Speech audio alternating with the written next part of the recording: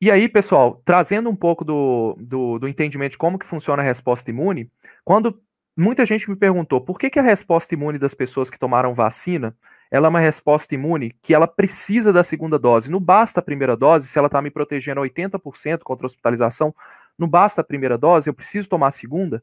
E aí as respostas básicas são: não é uma dose de reforço, é uma segunda dose que vai complementar a sua resposta. Você precisa tomar a segunda dose porque ela não vai só reforçar a sua imunidade, ela vai complementar.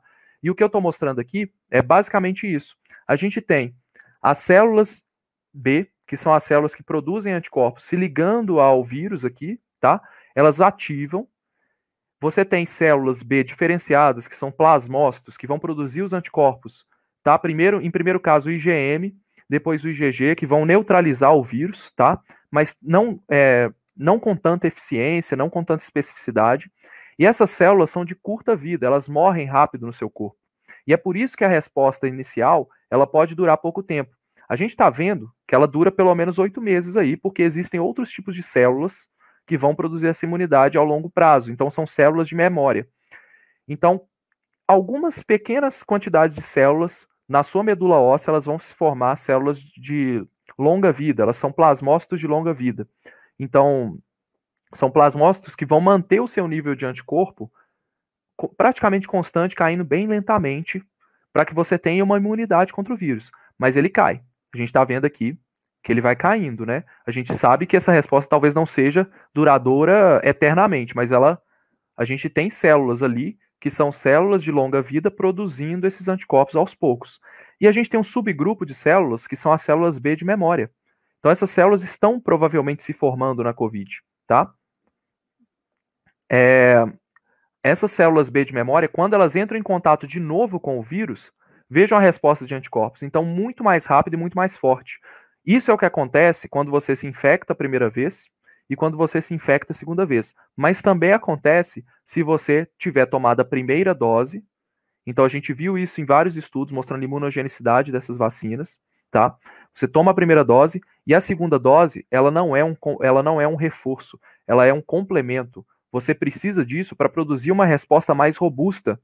Então você produz uma maior quantidade de células plasmáticas, você produz uma maior quantidade de células de longa vida. Então a sua resposta ela vai ser mais robusta. E tem um outro fator também, que é a germinação de células B, né? Então você tem uma ativação secundária ali pelas células T. As células B se diferenciam nos centros germinais dos seus linfonodos, nos seus órgãos linfóides, tá?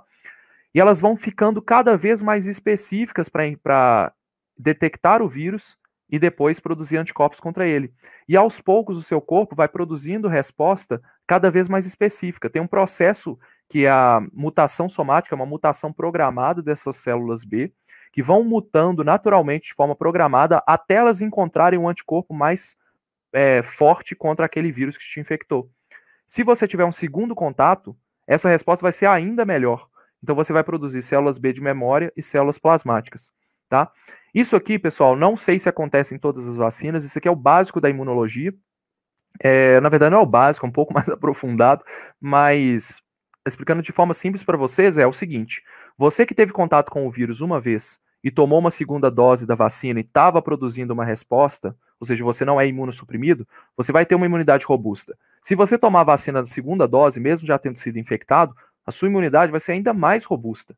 Se você nunca teve um vírus, tá? Se você nunca teve infecção, tomou a primeira dose, toma a segunda, porque a primeira às vezes não vai produzir uma resposta tão robusta. Então, se você tiver contato, por exemplo, com uma variante mais transmissível, mas não só o fato dela ser mais transmissível, uma variante como a variante Delta, que produz uma carga viral maior nas pessoas, você vai ter contato com um vírus em maior quantidade, um vírus mais eficiente para te infectar, que tem uma proteína spike que entra mais fácil nas suas células.